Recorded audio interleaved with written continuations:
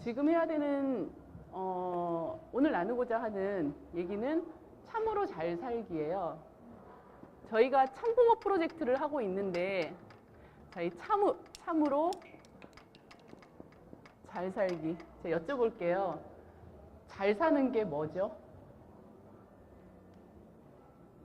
뭐죠? 네? 행복하게 사는 건 또 뭐죠? 뒤에 들리세요? 네. 행복하게 사는 건 뭐죠? 잘 사는 거예요. 그러니까 잘 사는 건 또 뭐냐고요?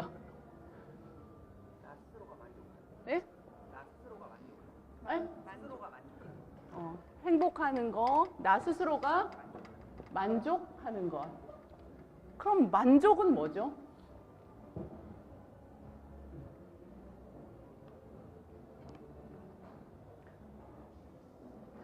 이 여자가 왜 아침부터 저렇게 뚱딴지 같은 말도 안 되는 얘기를 하나 이러죠. 우리가 늘 생각을 해요. 저도 저한테 처음에 이 질문을 받았을 때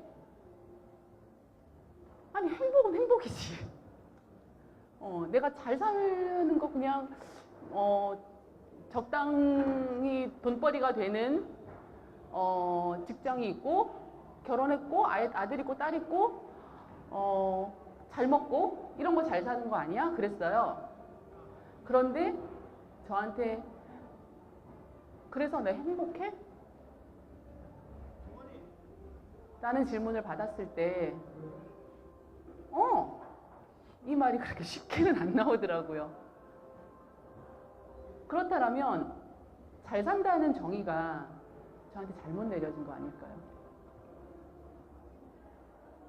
내가 잘 사는 거는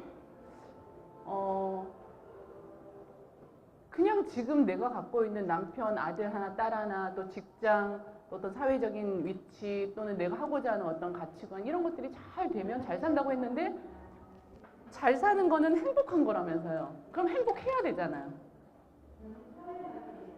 행복해? 이렇게 물었는데 한 것 같기도 하고 아닌 것 같기도 하고 그럼 잘 사는 건 행복한 게 아닌 거예요. 논리적으로.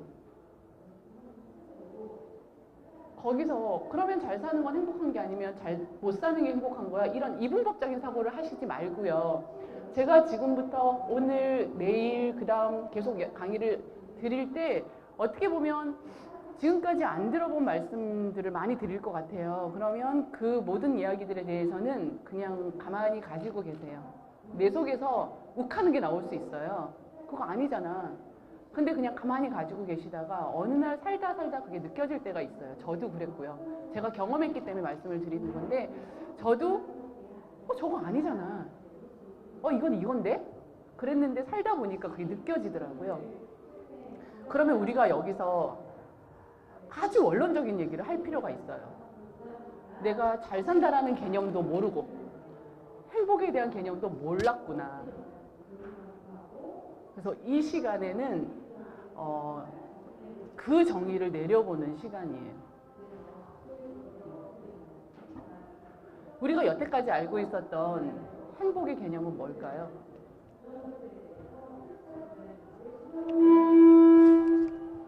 행복의 개념을 어떻게 갖고 계세요?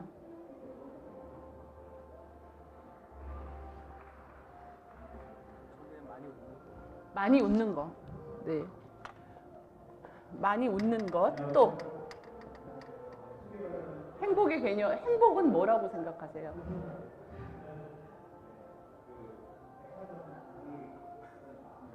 많이 웃는 거.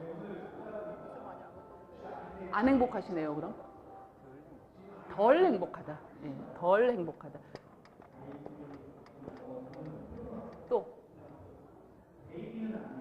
그러면 약간 조금 떨어지는 친구는 늘 행복한 거네요. 그럴 수 있죠. 네. 또 많이 웃는 거. 근데 어떤 때 웃으세요? 애기 웃는 모습 보고 말하는 거지. 네. 그러면 어떤 때 웃지 않으세요? 어떤 때 스트레스 받으시는데요? 내 뜻은 뭔데요? 내가 원하는 거, 그러니까 뭐 사람들이랑 서로 의견이 그러면 이 원하는 것이 결국에는 행복을 좌지우지할 수 있네요. 예, 원하는 것이 되지 않으면 행복하지 않다가 되네요. 아까도 말씀드렸지만 애기들이 그냥 단순히 웃는 것은 단어 스피드가 있을 수 있으니까 네. 수는 없죠. 그 일부분은 네. 자, 우리는 여태까지 다 그렇게 생각해요. 저도 그렇게 생각해요. 예. 지금 제가 드리고자 하는 말씀은 그래서 행복이란 정의는 반드시 스트레스가 동반된 정의라는 거예요. 자, 원하는 거를 얻어서 행복한 게 아니라 원하는 걸 못 얻어도 행복한 거예요. 원하는 걸 얻기 위해서는 원하는 거를 못 얻는 그것이 전제가 돼야 얻을 수 있다는 전제예요. 이거를 조금 더 쉽게 말씀을 드려볼게요. 사실 저희 6개월 정도 강의를 해야 이해할 수 있는 어떻게 보면 그런 원리예요. 그래서 제가 이 짧은 시간에 전달해 드리기에는 상당한 어려움이 있어요. 전달을 못 해드릴 거라는 생각도 있고요. 아시죠? 자, 긍정적인 사람이 행복하다. 자, 많이 웃는 것이 행복하다. 일맥상통한 얘기니까 이렇게 얘기를 해볼게요. 긍정적인 사람이 행복하다. 맞는 말이죠? 틀린 말은 아니죠. 그렇게 생각하시죠? 네? 반응을 좀. 긍정적인 사람은 행복하죠? 부정적인 사람은 안 행복한가요? 부정적인 사람도 행복하다. 뭐 정답을 다 알고 오신 분들이라 부정적인 사람도 행복하다. 우리가 보통 긍정적으로 살아야 된다, 많이 웃어야 된다, 행복을 위해서는 이렇게 해야 된다라는 그런 정의들에 있어서 그 이면에 있는 것들을 상당히 많이 외면하고 살았었어요. 네. 그 이유는 사회가 그것을 원했어요. 왜? 사회가 왜 원했을까요? 응? 네, 어떤 사회라는 거는 여기서 또 체계에 대한 이야기를 잠깐 언급은 해야 되는데 간단하게 언급을 하면 우리나라에 태어난 나라는 사람은 내 가족과 더 큰 지역과 더 큰 국가와 더 큰 세계화의 체계 안에 한 사람이에요. 이 체계는 이 조직 구성원들을 유리하게 움직여야 돼요. 우리나라는 1등 하는 거 되게 많죠. 대표적인 1등이 뭐죠? 자, 3대 1등이 있어요. OECD 국가 중에. 세계에 아주 금메달이 있어요. 10대 자살률 가장 높고요. 40대 자살률 가장 높고요. 노인 자살률 가장 높고요. 전 세대가 죽어요. 쉽게 말하면. 전 세대가 자살률이 가장 높아요, 우리나라가. 이게 세계의 금메달이에요. 또 이혼율은 2위로 내려가긴 했더라고요. 네. 사회는 우리나라 사람들을 아주 위로해줘야 되는 역할을 갖고 있어요. 사회의 역할이에요. 그러기 위해서는 언제나 너는 웃으면 행복해져. 언제나 꿈은 이루어져. 라고 계속 위로해줘야 돼요. 그래서 팀이 틀 때마다 뭐가 나오죠? 힐링이 나오죠. 그런데 그쪽으로 계속 강화가 됐어요. 힐링, 또 법륜 스님의 어떤 그런 위로, 증문즉설 이런 것들이 막 강화가 됐어요. 굉장하잖아요, 지금. 그죠?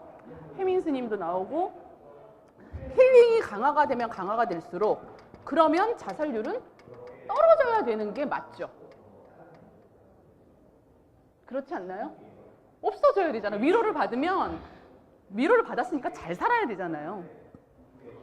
참고로 강남과 분당, 우리나라의 대표적인 교육도시에 소아를 대상으로 하는, 청소년을 대상으로 하는 소아정신과 심리 플러스 소아정신 문제, 이 부분이 2009년 이후에 급속히 증가했어요. 힐링과 이게 대세인 만큼 이게 올라가면 올라갈수록 자살률은 떨어져야 된다라는 게 논리인데 왜 이거는 끊임없이 높아지고 정신적인 질환은 또 높아지냐고요. 그렇다면 이건 답이 아니죠. 이해가 되시죠? 답은 아니에요. 왜 상담을 계속 하다가 연예인들 자살하면 기사 보세요. 계속 우울증 치료를 받았으면 호전돼야 되잖아. 상담이 끝나는 순간 자살해요. 이유는 상담과 힐링은 피하기 위한 수단이었다는 거예요. 이해가 되시나요? 내가 여기 가서 위로를 받으면 그 순간은 행복해. 하지만 오면 다시 힘들어. 그럼 또 행복하기 위해서 거기만 가. 여기서만 행복할 뿐이에요. 이게 큰 우리나라의 문제거리로 대두가 됐어요. 그래서 속을 들여다봤더니 가족이 해체되는 위기에 처해졌어요. 우리나라가 저출산 이게 4학년 교과서에도 나오더라고요. 저출산, 고령화 인구. 저출산이 아니라 여기 한 글자 더 붙었어요. 이제 2013년 들어서 초저출산 국가예요. 이거는 뭐예요? 결국에 가족이 이제 더 이상 가족 기능을 못한다는 얘기예요. 다 가족 있죠? 가족 있으시죠? 조금 이상한 누나 한 분 계시죠? 가족이 이때 웃으시네 이제. 가족이 가족 기능을 못한다는 거예요. 나라는 사람이 가족, 지역, 대한민국 전 세계화 안에서 여기서부터 깨져버린 거예요. 자, 내가 정작 위로받고 지지를 받아야 되는 이 막이 없어요. 이제 사람한테는. 이게 없다라는 거는 그 다음도 없어요. 자, 우리나라에 뭐 기대하시나요? 대한민국에? 남자분이시니까. 대한민국에 무슨 기대를 하세요? 없어요? 저도 없어요. 자, 이런 나라가 됐어요, 지금. 그러면 어디에 의지하실래요? 힘들 때.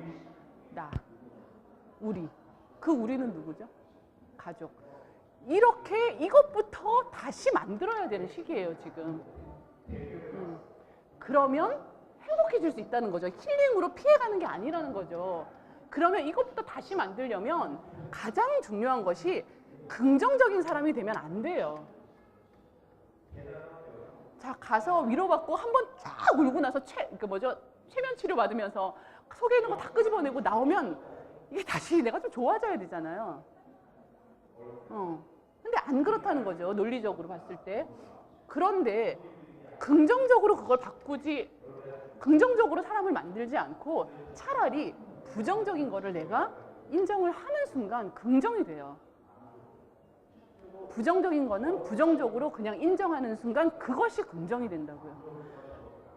여자친구랑 싸웠어요. 연인 관계시죠? 몇 년 되셨어요? 예? 1년. 기껏. 아직은 싸울 때가 아닌데? 예. 싸우면 어떻게 해요? 싸우실 때. 어떻게 싸우냐고요? 아니요, 싸우면 밉죠. 얼마나 미워요? 많이 옆에 대놓고 말을 못 하겠어요? 확 지기 빈다 그래요? 근데 안 죽이잖아. 자, 여자친구랑 남자친구랑 부부관계에서도 싸우면 그것을 있는 그대로 인정하는 거예요. 이 남자는 감정적으로 나를 지지해주지 않아 라고 인정하는 순간 나는 그걸 바라지 않아요. 자, 부정을 부정으로 인정하는 순간 나는 거기에 대한 기대가 없고 이 사람을 그냥 그대로 보게 돼요. 이 사람의 자체에 대해서. 부정을 부정으로 봤을 때 그게 긍정이 되는 거예요. 이 의미를 이해하시겠죠? 그런데 아니야, 이 사람은 감정적으로 날 지지해줄 사람이야. 옛날엔 안 그랬어. 앞으로도 안 그럴 거야. 지금만 그럴 거야.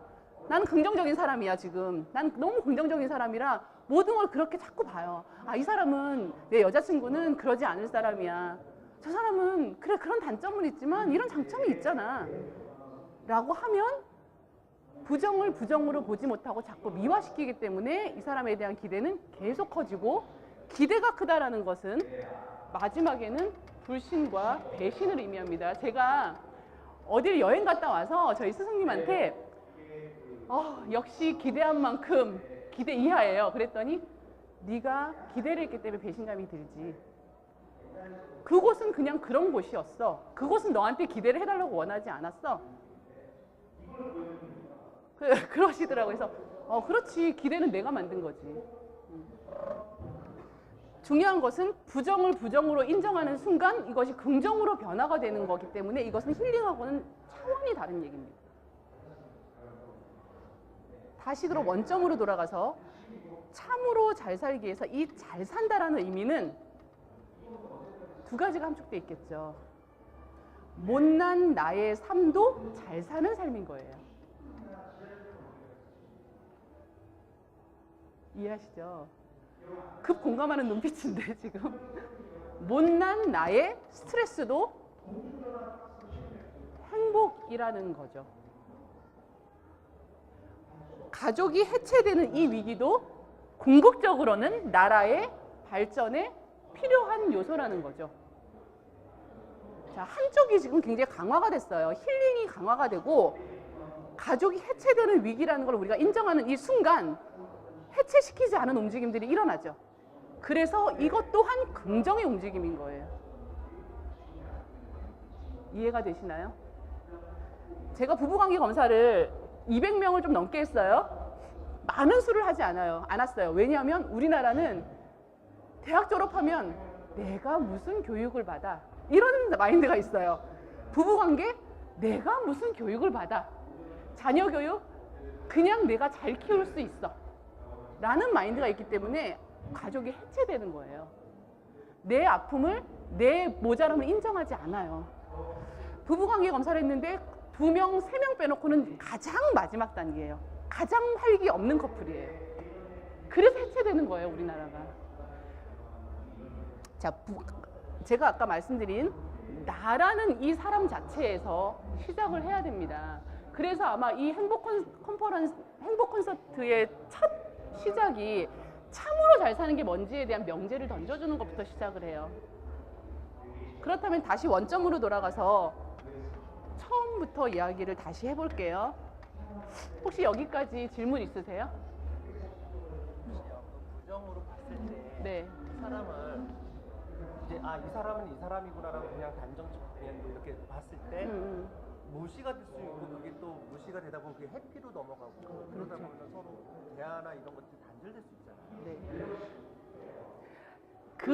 지금 질문하신 그 내용은 제가 저 역시 살면서 많이 느끼는 거고요. 짧은 시간에 설명드릴 수는 없는데 본인의 이 사고 패턴을 먼저 좀 보셔야 돼요. 부정을 한다면 상대방의 부부관계라고 지금 생각을 하자고요. 저는 개념이 부부관계에서 자녀의 미래를 예측한다라고 생각해요. 제가 앞에 부모에 대한 10가지 정의 중에 부모의 정의를 내릴 때 자녀의 미래에 대한 예측 기준치라고 했어요. 내 부부관계가 내 자식이 얼만큼 살아갈 수 있느냐를 기준을 삼을 수 있어요. 상대방을 부정한다는 것은 여기에 대한 어떤 무시 또는 어떤 외면, 단절 이것을 의미한다고 했죠. 맞아요. 자, 문제는 부정은 이런 것이다라고 갖고 있는 그 사고 패턴이에요. 다시 얘기해서 무시하고 외면하고 단절할 만하면 이렇게 하셔야 돼요. 이게 부정을 인정하는 거예요. 나한테 돈을 빌려간 사람이 있는데 나는 너무 긍정적인 사람이라 괜찮아, 안 갚아도 괜찮아. 그래, 네가 힘드니까 네가 또 나한테 언젠가는 갚아주겠지. 근데 또 그 사람은 또 나의 이런 약점을 이용해서 또 내가 사실은 또 돈이 없는데 근데 보니까 지는 호화로운 생활 다 누려. 나는 계속 착한 사람이어야 될까요? 멱살을 잡고 돈 받아야 되는 거 맞죠? 이거 하셔야지만 긍정이 되는 거예요. 무시하고 외면하시고 멱살 잡고 돈을 받아야 그 사람과의 관계가 돈독해지는 거예요. 문제는 이것 또한 우리의 삶이라는 걸 인정하셔야 돼요. 이거는 없어야 행복한 거야가 아니라 이것 또한 필요할 때는 하셔야 된다는 거. 가정폭력 굉장해요, 우리나라에. 보이지 않아서 그렇지 가정폭력은 굉장해요. 우리나라 이혼율 2위로 내려가긴 했지만 여전히 부동의 1, 2위예요. 부부관계가 이혼을 하는 가장 큰 원인이 성격 차이 빼고요. 웬만하면 다 성격 차이니까 빼고 고부 갈등이었어요. 지금은 옹사 관계가 1등이에요. 장모와 사위와의 스트레스. 자, 이걸 봅시다. 그 이혼에 있어서 많은 부분이 가정폭력이에요. 언어폭력도 폭력이에요. 비언어적인 폭력, 이런 폭력만 폭력이 아니라 언어폭력도 폭력이에요. 자, 이런 것들로 인한 폭력이 굉장히 증가되고 있는 거는 내가 없어요. 나는 의지할 데가 없어요. 그럼 어떻게 해요? 사람이 내 안에 있는 공격성이 나오기 때문에 한 사람을 집중해서 괴롭히죠. 그 괴롭히는 사람이 보통 배우자예요. 사회에서는 굉장히 착한 사람이 집에 오면 폭력을 행사해요. 왜냐하면 나의 이 풀어줄 대상이 여기서만이 안전하니까. 이 사람이 상대방을 무시하고 외면하고 단절하지 않으면 살 수 있어요? 못 살아요. 이 사람 이혼을 해야 돼요. 필요하다고요. 그래서 언제 내가 부정할 수 있는 용기를 주는 게 내가 행복할 수 있는 길을 갈 수 있는 지름길이에요. 필요해요. 자, 이것을 나쁜 것이다라고 생각하시는 것 자체가 없으셔야 돼요. 이해가 되시죠? 예. 배우자가 밥을 안 차려줘.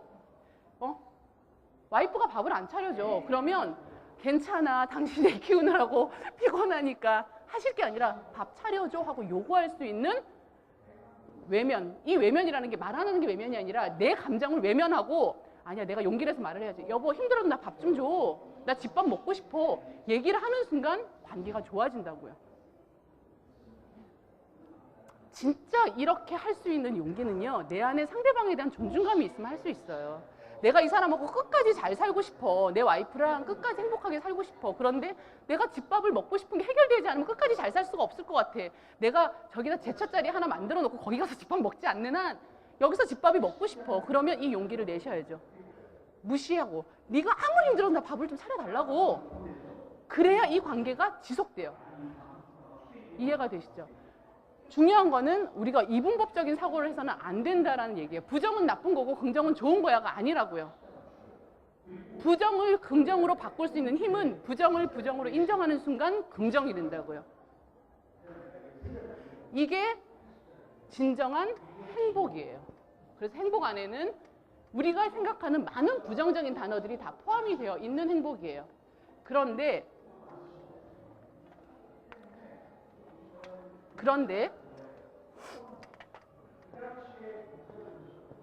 자, 이 행복을 위해서 너무나 추상적인 개념이죠. 사람들한테 행복이 뭐냐고 물어보면 대부분이 큰 차이 없이 일반적인 대답을 다 하세요. 행복이 뭐라고 생각하세요?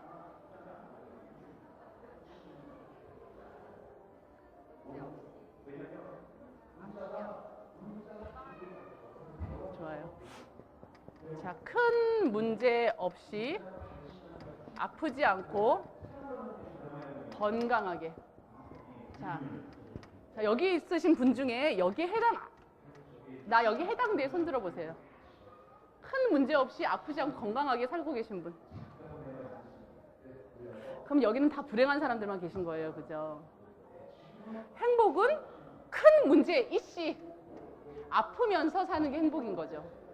자, 큰 문제가 있고 내가 아프지 조금은 아프면서 사시는 분 손 들어보세요. 다예요.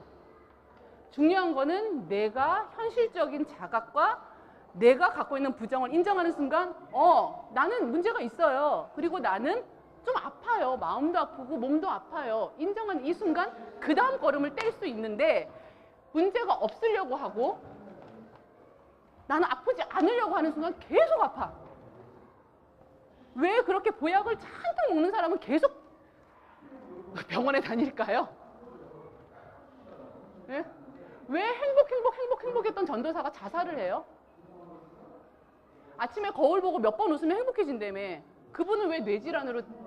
뇌는요 정신적인 질환이에요. 교통사고가 아니라고요. 정신적으로 어마어마한 스트레스가 있었기 때문에 뇌 질환이 온 거예요. 우리나라에 어제도 뉴스에 나왔더라고요. 급격히 증가하는 질병이 치매예요. 뇌질환이에요. 행복에 대한 정의를 잘못 내리고 계세요. 나는 문제가 있으면 행복하지 않다라고 생각해. 아니에요. 인생은 문제 덩어리예요. 그러면 이거를 해결하기 위해서 행복의 정의를 다시 내려야 되는 궁극적인 목적은 내가 태어나서부터 죽을 때까지를 우리는 삶이라고 얘기합시다. 태어나서부터 죽을 때까지. 기억은 어느 시점부터 나실 거예요? 저도 초등학교 때까지 기억이 별로 없어요. 이걸 통째로 삶이라고 합시다. 예. 행복하게 살고 싶다는 더 큰 개념으로 얘기하면 내가 이 삶 전체에서 행복을 누리고 싶다겠죠. 오늘은 행복하게 살고 있고 내일은 불행하겠다. 이게 아니잖아요. 내 삶 전체에서 나는 행복하겠다. 이 얘기시죠? 그러면 지금 일어나는 많은 문제와 내 갖고 있는 아픔과 이런 것들도 내 삶의 일부라고 인정하는 순간 나는 행복한 거예요. 다시 한번 내릴게요. 제가 아까 사고 패턴에 대한 얘기를 잠깐 드렸어요. 이건 또 다른 강의에서 해야 될 얘기인데 이 패턴의 사고의 어떤 패러다임에 대한 이야기만 상당히 많은 시간을 할애해야 되는 얘기예요. 이 내 패러다임이 이쪽 패러다임만 쓰다가 이쪽 패러다임을 쓸래니 안 돼요. 우리 아이들한테도 대부분 이제 자녀들도 뭐 사고의 확장, 인식의 확장, 뭐 패러다임의 전환 이런 얘기 많이 하시죠.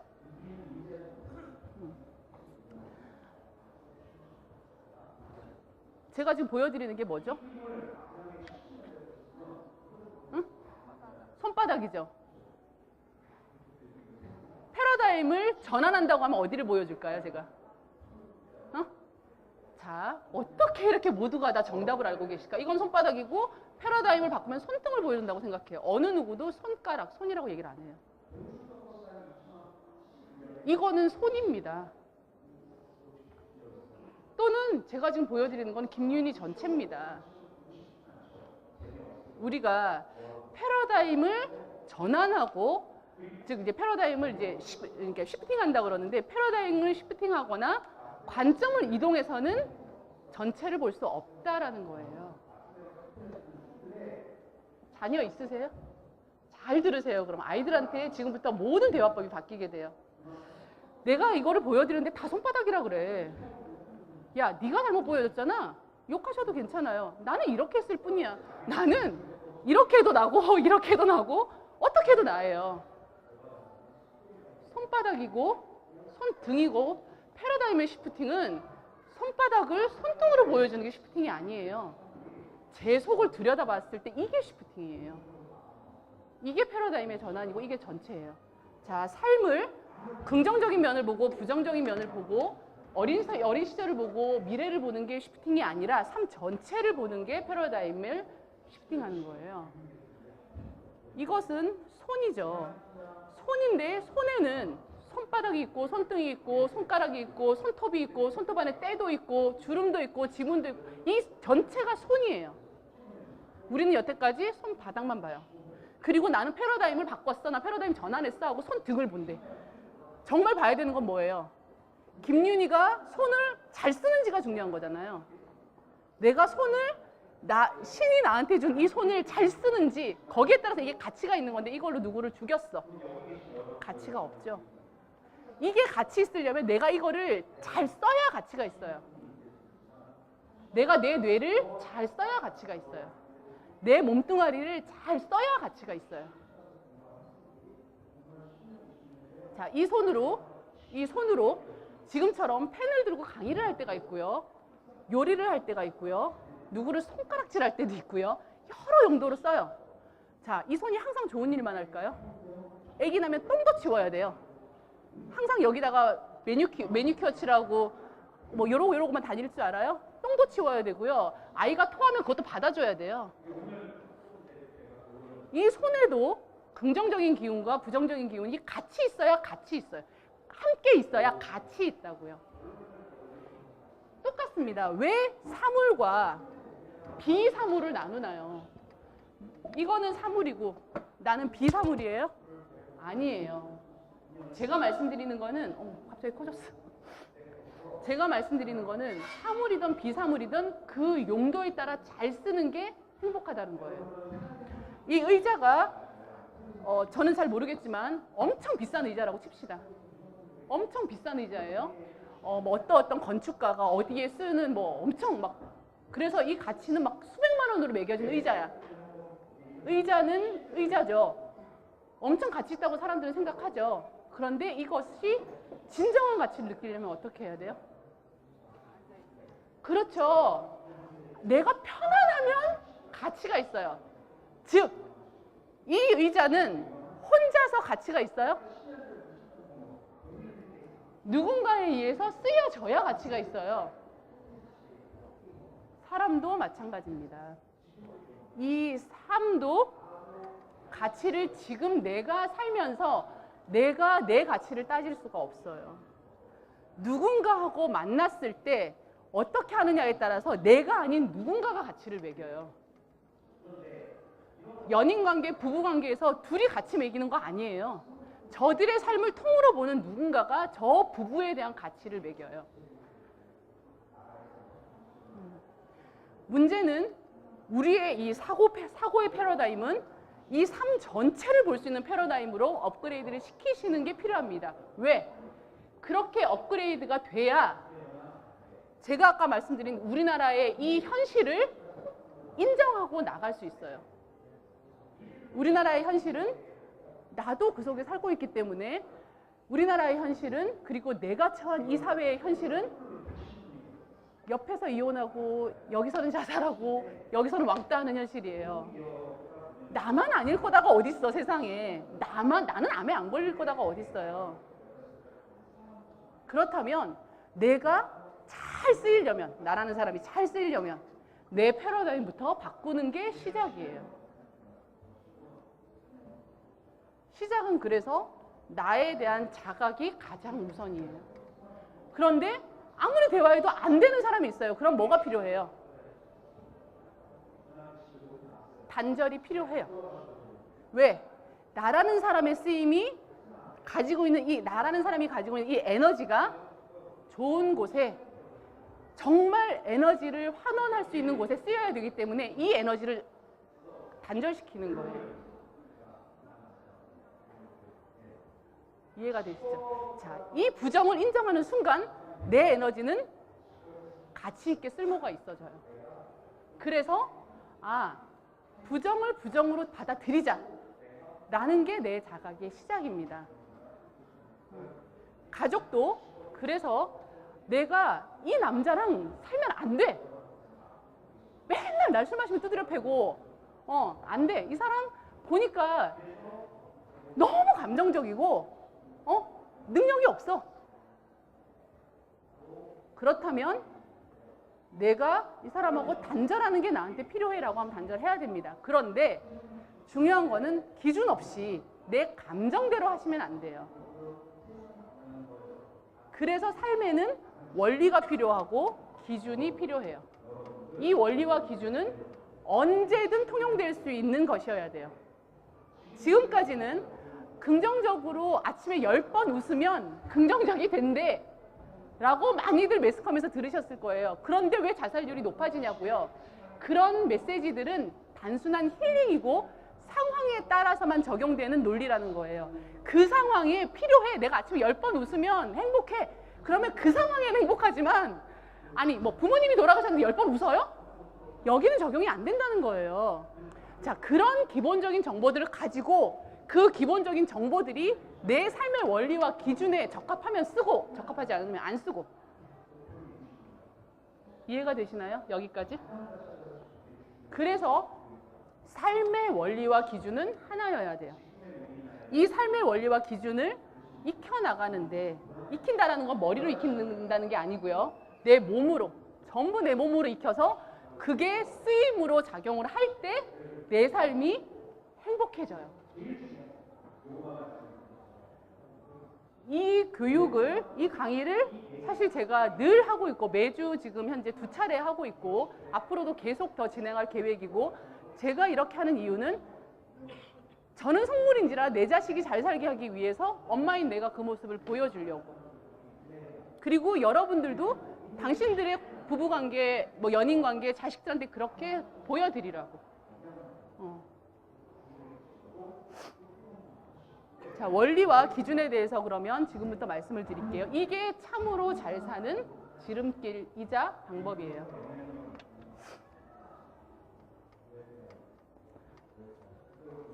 왜 사세요? 왜 태어나셨어요? 이거 아니에요. 야, 너 왜 태어났어? 이거 아니에요. 왜 태어나셨어요? 난 원하지 않았어. 그냥 부모가 날 낳았어. 여기서 하나의 전제를 제가 달겠습니다. 모든 행위와 모든 상황에는 이유가 있어요. 나를 태어나게 한 데는 이유가 있어요. 내가 살아가는 데도 이유가 있고, 내가 이 강의를 하는 거에도 이유가 있고, 여기 오신 데도 이유가 있어요. 모든 상황과 모든 현상, 모든 거에는 이유가 있고, 이유가 있다는 것은 본질이 존재한다는 거예요. 이것부터 아셔야 돼요. 본인이 왜 태어났고 왜 사는지를 몰라. 자, 제가 오늘 저를 오랫동안 보신 분들은 깜짝 놀라셨을 거예요. 원피스를 입어서. 네, 깜짝 놀고 웬일이야? 아마 이러셨을 거예요. 제가 오늘 여기 놀러 온 게 아니고 여기 왜 왔냐면요. 제가 모르는 불특정 다수들이 제 강의를, 오늘 이 시간은 물론 권현희 교수님의 강의 시간을 제가 대체했지만 제 강의를 들으러 오는 거기 때문에 나의 역할이 규정이 됐어요. 아, 나는 여기서는 어디 대표, 무슨 연구소 소장 이거 아니야. 난 여기서는 부모 행복 콘서트의 자문위원이자 강의를 하는 강사야라고 제 역할이 새롭게 규정이 된 거예요.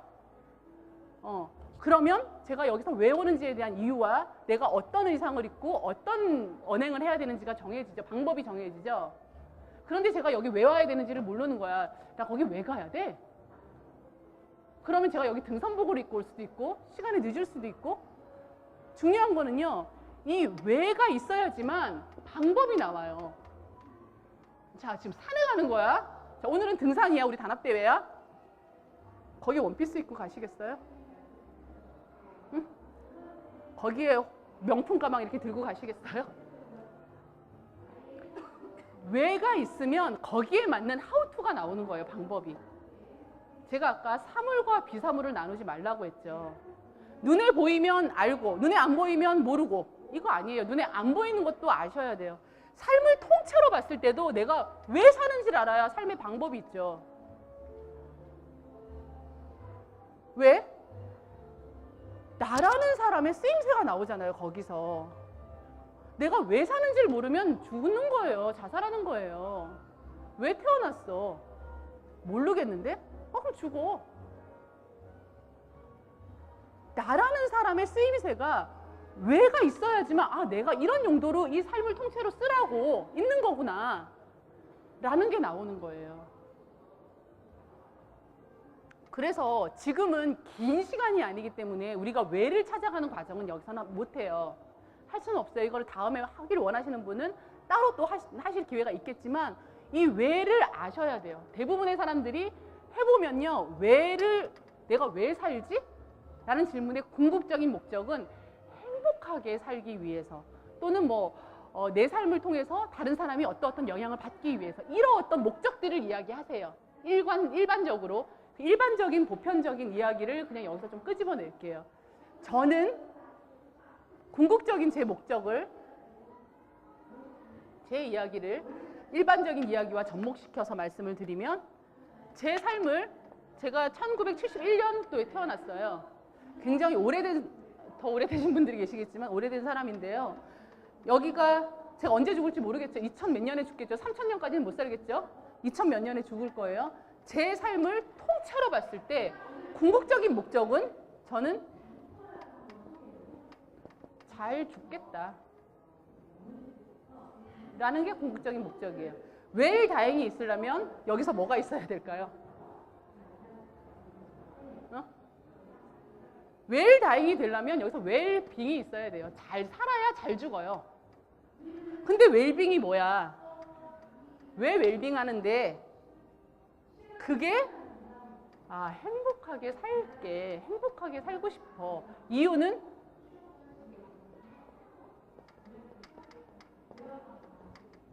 교육은 보여주는 거지 가르치는 게 아니에요. 제가 그 삶을 보여주는 게 내 자식을 위한 것이고 저한테 영향을 받는 많은 사람들을 위한 것이에요. 그래서 이 기본에 충실하고자 하는 거예요. 보여주는 거니까 내가 그릇된 삶을 살면서 내가 신호등 안 지키면서 야 신호등 지켜. 나는 맨날 햄버거 먹으면서 내 자식한테 밥 먹어. 나는 맨날 피자 시켜 먹으면서 남편 오면 막 헌신적으로 하는 여자인 것처럼. 말이 안 되잖아요. 중요한 내 목적을 설정하시는 게 오늘 과제입니다. 살면서의 과제입니다. 제가 드리는 과제 아니에요. 스스로가 가져야 될 과제예요. 내가 왜 사는지를 알면 웰빙이 돼요. 왜? 그 목적을 달성해야지. 여기 교육의 목적이 뭐예요? 내가 좀 나은 삶을 살기 위해서 오신 거잖아요. 근데 교육을 나가는 순간 더 안 좋아져, 삶이. 목적을 잘못 달성하신 거죠. 그죠? 내 삶의 궁극적인 목적이 있어야지만 이 하나하나의 방법이 나와요. 그 방법들이 태어나서는 울고, 언제 어떤 때는 때를 쓰고, 어떤 때는 욕도 하고, 어떤 때는 웃어도 보고, 어떤 때는 바보짓도 하고, 어떤 때는 미친짓도 하고, 여러 방법들이 있는 거예요. 그래서 그 모든 것이 웰빙을 위한 것이라면 긍정이에요.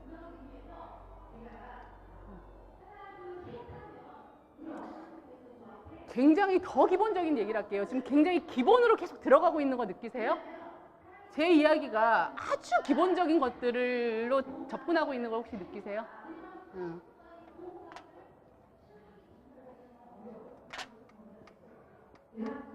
뭘까요? 제가 아주 잘 그린 사람이에요. 네. 저라는 사람이 이 삶을 통째로 보고자 한다면 내가 왜 태어났고 내가 어떻게 쓰일 수 있는지를 알아야 되죠. 그러려면 내가 어떤 기능을 가진 인간인지도 알아야 돼요. 근데 본인은 중요하게 내가 뭘 잘하는지 몰라, 사람들은. 그리고 그거를 애들한테 찾아주고자 학원을 보내요. 그걸 누가 찾아줘요? 우리 애가 잘하는 걸 학원에서 찾아줘요? 엄마가 찾아줄 수 있어요? 어느 정도는, 그죠? 하지만 찾아주는 결정은 누가 해야 돼요? 그거 본인이 해야 되는 건데 지금 우리 아이들은 그렇게 못해요. 왜? 뇌를 한쪽으로만 쓰게 하니까. 뇌를 전체를 보지 않으니까. 삶을 통째로 보는 눈이 없으니까. 자, 이거를 갖기 위해서는 사람이라는 게 어떻게 만들어졌는지를 아셔야 돼요. 자, 이게 생명에 대한 시스템에 대한 공부예요. 이 강의는 제가 지금 현재 하고 있는 강의 중에 하나긴 한데 아주 오랫동안 지속돼야 될 강의지만 여기서는 기본만 말씀드릴게요. 왜 사람이 하나가 아니라 둘일까요? 머리통 하나, 몸통 하나, 통이 두 개일까요? 한 번도 생각 안 해봤어. 저도 생각 안 해봤어요. 그냥 그렇게 만들었겠지. 그걸 왜 물어봐? 그걸 알아야 돼? 이랬던 사람이에요. 근데 아니까 용도가 아주 잘 쓰이더라고요. 눈이 두 개고 귀가 두 개예요. 둘은 가로고 둘은 세로죠.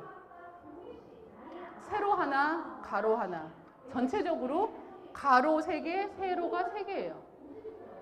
뒷면은 머리카락으로 덮여 있고 앞면은 안 덮여 있어요. 털로 안 덮여 있어요. 뒤는 딱딱하고 앞은 말랑말랑해요. 반대로 돼 있는 분 계세요? 왼쪽에 하나씩 붙어 있고 오른쪽에 하나씩 붙어 있어요. 배꼽을 기준으로 위에 2개, 아래에 2개. 팔은 안으로 접히고 다리는 뒤로 접혀요. 반대로 되시는 분 계세요? 눈 깜빡깜빡 해보세요. 아래 눈썹이 위로 올라가시는 분 계세요? 다 위에 눈꺼풀이 아래로 내려오죠? 입을 벌려보세요. 뭐가 벌려져요? 아랫입술이 밑으로 내려가죠. 하나는 위에서 내려오고 하나는 아래가 벌어지고. 입을 크게 벌려보세요. 아주 크게. 눈 크기는 어떻게 돼요? 눈 크기는. 입을 크게, 있는 그대로 목젖이 보이도록 이렇게 벌려보세요. 눈 크기가 어떻게 돼요? 커져요, 눈이? 눈까지 크게 봐. 아, 이게 되냐고 도대체. 자, 하나가 커지면 하나는 작아져요. 2개는 막혀 있고 2개는 뚫려 있어요. 완전 신기하지 않아요? 이렇게 된 데는 이유가 있다고요. 자, 그 이유는 우리 삶에 있어서 균형을 잡으라고 모든 게 딱 쌍으로 균형이 돼 있는 거예요. 자, 그러면 보이는 거는 균형인데 보이지 않는 이 삶은 균형이 아니야. 그러면 내가 잘못 살고 있는 거예요.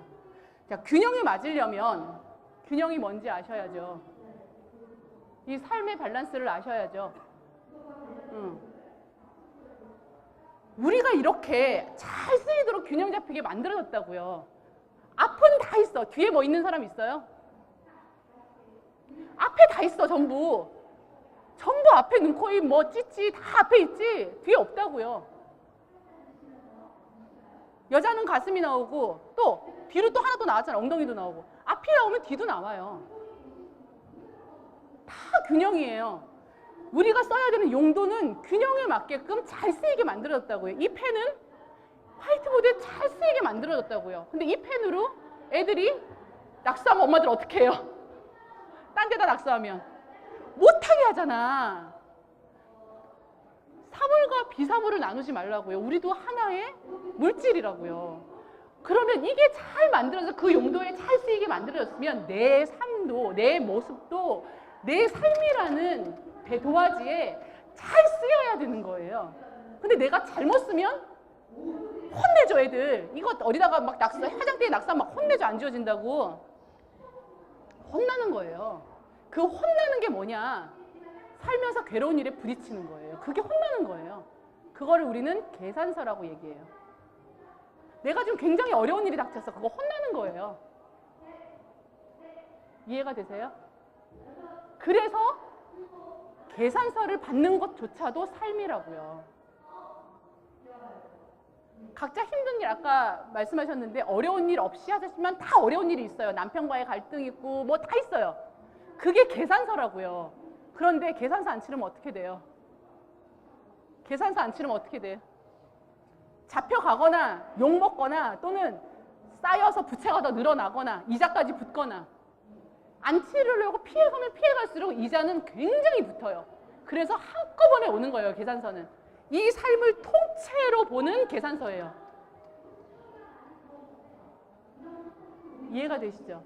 자, 계산서를 안 치르려면 어떻게 해요? 플러스 마이너스 잘 따지셔야 되죠? 잘 따져야 균형이 맞는 거잖아요. 응? 한쪽 시력을 잃으면 어떻게 해요? 한쪽으로 보기 위해서 여기에 어떤 뭐 안경을 아주 특수 안경을 낀다던가 균형을 맞추려고 하죠. 다리가 없는 분은 균형을 맞추기 위해서 의족을 하죠. 이런 것처럼 균형을 맞게끔 쓰임새를 바꿔주는 거예요. 그래서 아까 말씀하셨던 부정적인 게 쓰임새를 바꿔주는 용도예요. 내가 지금 균형이 안 맞아, 부부관계에서. 쓰임새를 바꾸려면 어떻게? 내 머리의 패턴을 바꿔서 단절을 하려면 단절을 하고 외면하려면 외면을 하고 또 여태까지 내가 쓰는 패턴이 좋은 말은 못해. 나는 그냥 좋은 말은 못하고 그냥 감정 잘 표현 못하는 사람이야. 이런 사람은 표현을 해야 돼요. 자, 긍정적으로 치우쳐도 치우친 거고 부정적으로 치우쳐도 치우친 거기 때문에 내 삶은 긍정 플러스 부정이 곧 긍정인 거고 좋은 일 플러스 나쁜 일이 곧 좋은 일인 거예요. 그게 삶을 통째로 보는 패러다임이에요. 그래서 이분법적인 사고가 아니에요. 자, 좋은 거는 O, 나쁜 거는 X가 아니라 O 플러스 X가 O라는 거예요. 이게 입체적인 사고고 창의적인 사고고 융복합적인 사고예요. 그렇다면 과거를 알고 현재를 알고 미래를 알아야죠. 왜? 내가 지금 현재를 살고 있어요? 그럼 과거를 살고 있어요? 미래를 살고 있어요? 그럼 어디 살고 있는데? 이렇게 얘기했을 때 창의적인 사람은 대한민국에 살고 있습니다. 이렇게 얘기하죠. 어디 살고 있는데 나는? 나는 과거, 현재, 미래에 그냥 존재하는 거예요. 나는 어제는 과거고 내일은 미래. 아니에요. 그냥 나는 과거, 현재, 미래에 그냥 살고 있는 거예요. 그런데 우리가 보이지 않는 건 미래고 봤던 건 과거라고 칩시다. 앞으로의 사회가 어떻게 될까요? 세계 미래학회에서 보고된 2030년 아주 먼 일 같죠? 우리 애가 20대 후반이 될 때더라고요. 갓 사회생활을 시작해야 된 너무나 중요한 시기에 놓이는 2030년. 저는 이제 노후를 준비해야 되는, 자녀들을 출가시키고 노후를 준비해야 되는 또 새로운 어떤 인생의 전환점을 맞아야 되는 아주 중요한 2030년을 세계 미래학회에서 내다보고 전 세계의 석학인 피터 드러커가 예견한 게 있어요. 다른 거는 모르겠고요. 정말 없어질 거라고 예측하는 것 중에 제 마음에 너무 힘들게 다가왔던 것 중에 하나가 일자리예요. 잡이 없어져요. 근데 지금 우리 아이들 교육을 부모들은 내가 배운 대로 과거의 의존을 하고 있다고요. 내 패러다임이 바뀌지 않고 삶을 통째로 보지 못하면 미래를 읽을 수가 없어요. 자, 삶을 통째로 보자고요. 내 삶에 보이지 않는 이걸 보자고요. 내 자식이 보이지 않는 걸 보려면 자꾸 제가 말씀드리는 게 삶을 통째로 보라는 거예요. 통째로 본다면 일자리가 없어진다는 미래에 대한 예견을 내가 알고 내 삶을 가는 것과 모르고 가는 것과 자녀의 대화법 자체가 달라지죠. 네가 이렇게 지금 공부해야 좋은데 취직해서 어떻게 하지. 지금까지 이렇게 대화했다면 내 말 속에서 취직이란 단어는 이제 없어져야 돼요. 저는 개인적으로 저희 아이들한테 취직이란 단어를 쓰지 않고 공부란 단어를 쓰지 않아요. 왜? 지식은 인터넷만 열면 다 나오는 시대예요. 서울시 교육청에도 제가 어제 그 문효진 교육감님한테 어제 이제 문자로 받은 게 스마트 교육 시행했대요. 서울시에도. 이 얘기는 뭐냐? 학교에 가서 선생님 한 분이 다수의 학생을 가르치는 시대는 변화한다. 인터넷만 열면 모든 학점과 모든 지식은 다 나온다. 지금 지식이 없어서 공부 못하는 아이들이 있나요? 정보 수집이 어려워서, 옛날처럼 책 한 권 구하기가 어려워서. 있어요? 그런 사람? 없죠? 어쩜 가르치지 않아도 컴퓨터는 그렇게 다들 잘할까요? 아이들은 삶에 자기를 맡겨서 가고 있는데 어른들은 그건 나쁜 거다라고 자꾸 막아요. 컴퓨터하면 나쁜 거다. 왜 막아? 스마트 교육 시대인데 게임을 하다 질릴 때 걔가 거기서 뭘 발견할지 어떻게 알아요? 하고 해보라고 하세요. 게임. 아마 안 할걸요? 하다 지겨워서. 일자리가 없어져요. 그래서 저는 아이들한테 일자리를 구한다가 아니라 일자리를 만든다라고 얘기를 해요. 취직한다 아니고 네 밥벌이는 네가 알아서 만들어서 해야 돼. 자, 학교 지식 부족한 사회 아니에요. 그럼 뭐가 필요할까요? 지식이 아니라 삶을 살아가는 원리와 지혜가 필요해요. 부모의 패러다임이 업그레이드가 되고 굉장히 크게 확장되지 않으면 자식을 잘 키울 수가 없어요. 불과 15년 뒤인데 15년 뒤가 과거에 지나왔던 15년의 흐름으로 갈까요? 그 속도로 갈까요? 1994 응답하라 보셨죠? 완전 옛날 얘기 같죠? 저는요 바로 엊그제 얘기 같아요. 제 대학 그 생활의 그 얘기였거든요. 바로 엊그제 얘기 같으시죠? 근데 얼마나 변했어요. 그때는요 전화기가 무선 전화기도 신기했어. 근데 우리 아이들은 자, 또 2030년이 없어지는 게 또 스마트폰도 있어요. 이제 전화기를 들고 다녔다고 옛날에는 이런 시대가 온다는 거예요. 중요한 거는요 없어지든 말든 관심 없고 또 예측을 했기 때문에 거기에 대한 대비가 나오겠죠. 이게 없어지니까 대비하라가 아니라 삶을 통째로 본다면 어떤 변화에도 적응이 가능한 사람이 된다라는 거죠. 근데 삶을 통째로 읽지 못한다면 변화할 때마다 나는 힘들어. 그리고 변화에 자꾸 도태돼. 그래서 지금 사회가 가고 있는 양극화 현상에서 나는 도태돼요. 물론 이 사회를 통째로 본다면 양극화 현상의 아랫부분이 존재해야 위도 존재해요. 설국열차처럼. 설국열차를 보셨으면 아시겠지만 이 아래 칸이 존재해요. 위 칸이 존재해요. 균형으로는 그래요. 근데 저는 개인적으로는 우리 아이가 위 칸에 갔으면 좋겠어. 제 강의를 듣는 분들도 여기 갔으면 좋겠어요. 그렇다면 어떤 이가 지금 현실에 급박해서 하루하루 살아가고 내 감정밖에 모르고 나밖에 정말 당장 눈앞에 닥친 것부터 해결하기 바쁘다면 나는 이게 나의 계산서구나. 인정하는 순간 나는 다른 큰 걸 볼 수가 있다는 거예요. 이 삶을 통째로 볼 때. 그래서 사람이 이렇게 만들어졌으면 내가 이 삶에 지금 이 부분에 놓인다면 여기선 내가 좀 어떤 쓰임일까? 여기선 내가 욕먹는 쓰임이야. 그럼 욕을 먹어줘야 돼. 계산서구나. 아, 내가 이러이러한 착한 짓만 했던 계산서구나. 와이프가 남편이 아무리 때려도 가정폭력은요, 폭력이 오면 그 다음에 남자가 너무너무 잘한대요. 대부분 너무 잘한대요. 그러면 거기에 길들여졌어. 아, 한 번 몇 대 맞아주니까 명품 가방이 하나씩 나오는구나. 자기는 맞고 얻었잖아요. 그러니까 계속 맞아주는 거예요. 그런데 그 삶의 계산서는 나중에 치르죠. 골병이 들거나 또는 막판에 이혼을 하거나 계산서 한꺼번에 치르죠. 왜? 균형이 안 맞았으니까.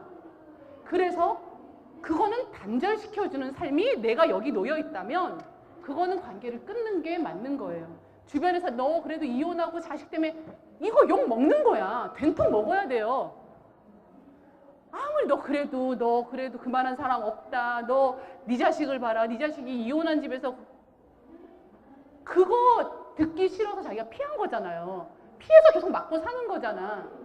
그러면 거기서 자기가 얻고잠이 있었으니까 거기서 맞고 산 거예요. 명품 가방이라도 얻고 주변에 그래도 이혼하지 않고 돈 잘 벌어다 주는 남편 있는 거 그거 위세하려고.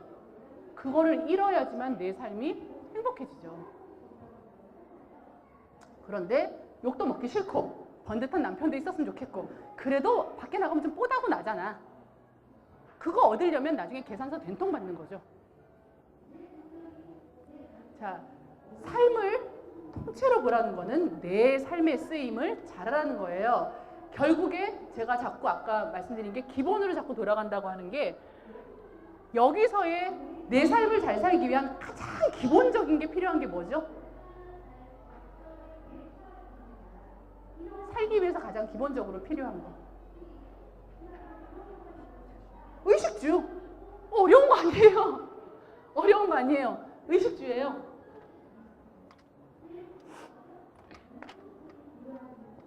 자, 의식주. 의식주가 해결이 돼야 돼요. 의식주 너무 큰데요.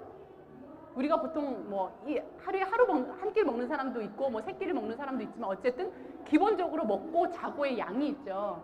기본적으로 사람이 생존하기 위한 먹고 자고 싸고 세 개 중에 하나라도 안 되면 안 되죠. 이거 외에는 자, 먹고 자고 싸고를 어떤 순간에 이 아주 기본적인 삶을 위한 조건은 어떤 순간에는 다 무시가 돼버려요. 저도 그렇게 살았어요. 급한 일이 생기면 밤 한 3박 4일 새고 또 급한 일이 생기면 밥 좀 안 먹고 한 며칠 굶고 어떤 더 급한 일이 생기면 항상 무시되는 게 기본이에요. 그런데 잘 보세요.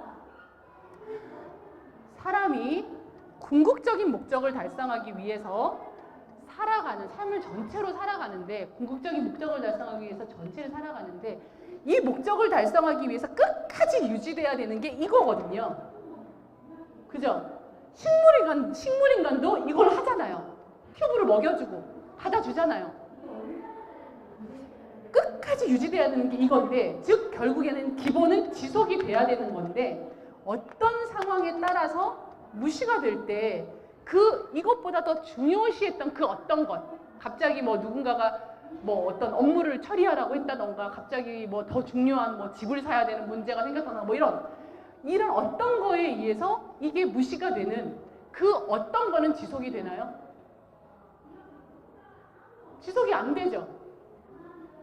자, 결국에는 그 어떤 것 이것보다 중요한 그 어떤 것을 지속하려면 기본을 지속시켜야지만 지속이 되지 그 어떤 것을 우선시했을 때는 지속할 수가 없다. 그 결과가 죽으라고 일을 했던 사람들이 갑자기 뒤통수 맞고 쓰러지죠. 갑자기 뭐 이렇게 뇌에 이렇게 해서 갑자기 심장마비 이런 거 오죠. 자, 내 기본적인 내 생명체에 대한 시스템을 무시했을 때는 그 추구하고자 했던 그 어떤 것은 끝난다라는 거예요. 드라마에 너무 많이 나오잖아요. 그런 거. 재벌 회장들이 갑자기 하고 쓰러지잖아요.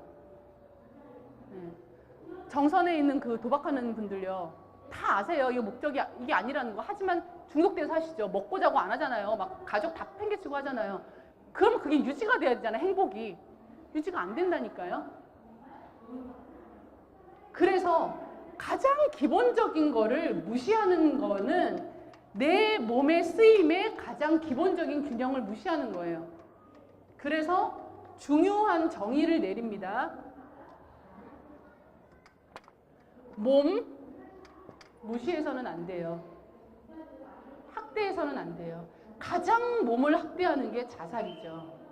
제가 마지막 날 강의할 부분에서 제가 보여드릴 내용인데 아주 영화 속에 의미 있는 말이 있었어요.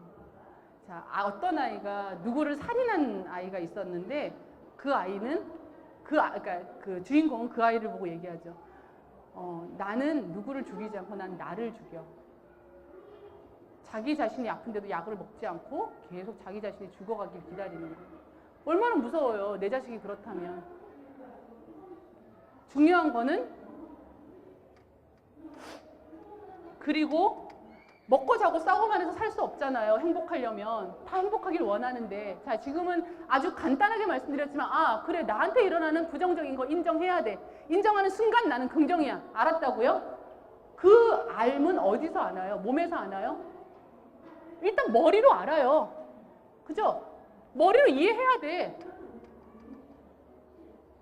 머리로 이해하려면 내가 똑똑해야 이해하는 게 아니에요. 똑똑한 사람도 치우친 거예요. 똑똑한 건 뭔지 아세요? 똑똑해. 우리 아들 똑똑해. 이 말 인지 못하실 거예요. 그거 바보야, 바보. 똑똑하다는 거는 너는 주위의 사람들의 말에 아주 말 잘해. 거기에 주위 사람들한테 맞는 말을 잘해. 네 생각을 잘하지 않아. 주위 사람들한테 원하는 대답을 아주 잘 말하는 사람이야. 왜? 그 CF에 나오더라고요. 얼음이 녹으면 뭐가 되지? 물이요. 어떤 아이는 봄이 돼요. 창의적인 아이. 봄이에요. 이러면 다들 쟤 왜 저래? 똑똑하단 말 안 해요. 얼음이 녹으면 뭐가 되지는 물이요. 이러면 똑똑해 이래요. 자, 똑똑하다는 거는 듣고자 하는 말에 잘 맞춰진 아이예요.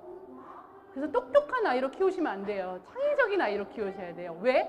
창의적인 아이는 똑똑한 것 이상이에요. 똑똑해야 창의적이 돼요. 무식하면 창의적이 될 수가 없어요. 모범생? 아주 교육 시스템에서 잘 자라온 사람인데 모범생들이 우울하죠. 왜? 카이스트나 서울대에서 자살률 높잖아요. 우리나라 시스템은요, 아주 잘 맞춰준 사람들이 학교를 잘 갔고 그 사람들이 사회에서 성공했어요. 근데 그들이 지금 강남하고 분당에서 왜 자꾸 소아정신과가 생기는데 이게 지금 현실이잖아요. 정신. 이 정신은 똑똑한 이거 아니고요. 그 이상의 패러다임을 확장시킬 수 있는 정신. 있어야지만 내 삶의 원리를 통으로 봐요. 왜? 지나온 것도 기억해야 되고 앞으로 보이지 않는 것도 봐야 되니까. 여기에 또 하나. 사람은 뭐에 의해서 움직이나요? 여기 왜 오셨어요? 왜 오셨어요? 그 배워보려는 마음은 어디서 생긴 거죠? 머리에서? 또? 마음에서? 네. 본인이 부족한 걸 아니까 오는 거죠. 부족한 거 없는데 여기 오시는 분은 안 계시잖아요. 저도 부족하니까 자꾸 누군가한테 배우러 가잖아요. 그죠? 내가 내 마음을 알아요. 나는 지금 뭘 배우고자 하는 내 욕구가 있어요. 근데 부족한 걸 알아도 안 오는 사람들이 태반이에요. 그 사람들 뭐가 없을까요? 네? 의지도 없고 또는 열정도 없고 또는 내 자존심이 너무 강해서 난 부족해도 갈 수가 없어. 거기를. 내가 내 나이 40에 누구 강의를 들어? 내가 이 정도면 잘 사는데 내가 사회에서 뭔데? 이거는 어디서 나오냐? 내 마음에서 내 열정과 나에 대한 자각과 이런 것들이 정신과 다 이루어진 다음에 여기 앉아 계신 거예요. 그래서 사실 여기 앉아 계신 분들은 다 준비가 돼 있는 분들이에요. 이 모든 거를 좌우하는 게 의식이죠. 의식. 정신 이상의 의식. 내 의식 수준이 높을수록 나한테 일어나는 모든 것들을 통찰할 수 있는 능력이 생겨요. 아, 이거는 내가 지금 받는 계산서야. 앞으로 이렇게 될 거야. 예측할 수 있는 능력이 생겨요. 왜? 전체를 볼 수 있는 눈이 있으니까. 지금 저거 앞으로 이렇게 될 거야. 그래서 나는 지금 이 욕을 먹는 게 맞아. 의식이 있으니까 이게 보이죠. 지금 저 사람이 저렇게 했지? 저거 당연한 거야. 그거는 그 사람이 여태까지 이렇게 한 거에 대한 계산서거든. 그리고 이렇게 변할 거야. 예측이 돼요. 신이라서 되는 게 아니고 점쟁이라 되는 게 아니에요. 의식 훈련을 하는 거예요. 이 모든 것들이 어떤 때는 갑자기 내가 감기에 걸려서 아프고, 어떤 때는 내가 마음이 내 감정에 휘둘려가지고 이성이 없고, 어떤 때는 내가 의식 수준이 바닥이라서 유치원생처럼 굴고, 이러면 안 되잖아요. 자, 몸과 마음과 정신이 하나가 돼서 이 쓰임이 나오는 거예요. 이 쓰임이 고루고루 전 인생에 걸쳐서 내 삶을 통으로 봤을 때 이 몸이 고루고루 항상 비슷한 굴곡의 패턴을 유지하는 것. 막 심해를 치는 게 아니고요. 어떤 때는 막 자살을 막 죽을 것 같다가, 어떤 때는 막 좋아서 막 미칠 것 같다가, 이게 아니라 고루고루 긍정과 부정이 고르게 존재하는 것. 이게 바로 균형이죠. 몸과 마음과 정신이 균형을 잡는, 한순간만이 아니라 지속된, 이게 이렇게 같은 패턴으로 지속성을 가질 때 바로 이것을 우리는 행복이라고 정의합니다. 그리고 바로 이것을 참으로 잘 사는 방법이라고 정의합니다.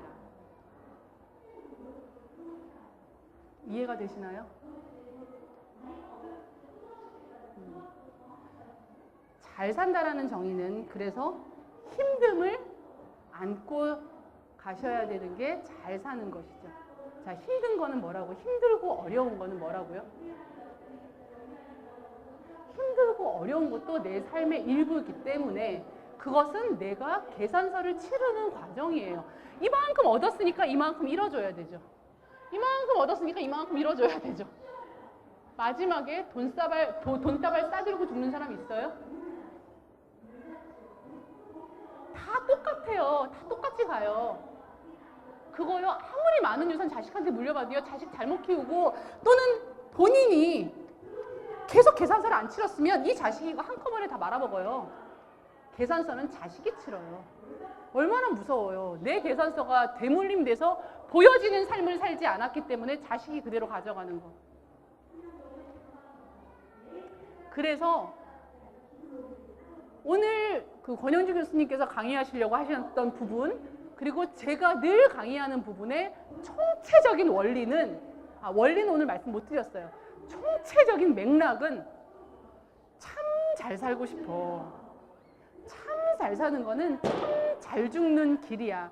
모두가 다 우리가 다른 길을 가지 않아요. 다 죽으러 가는 길이에요. 잘 살아야 잘 죽어요.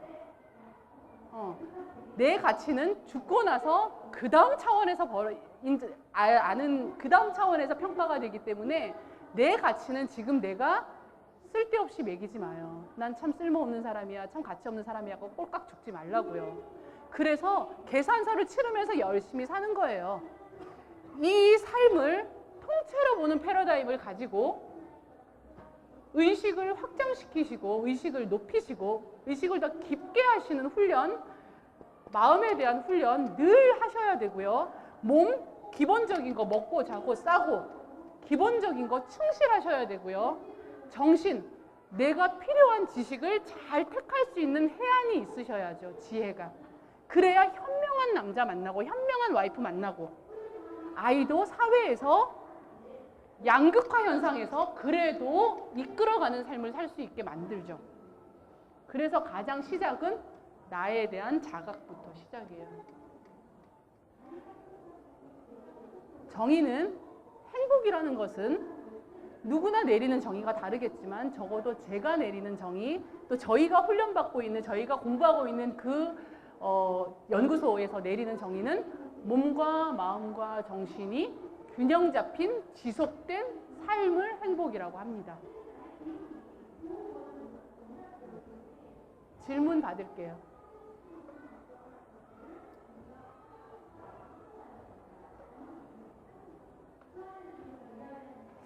제가 말을 너무 잘해서 질문이 없으신 거겠죠? 아니면 못 알아들으셔서 질문이 없으신가요? 시계가 지금 죄송해요. 네네, 시간이 좀 있으니까 질문 받을게요. 아니면 더 궁금하신 거 물어보셔도 되시고요.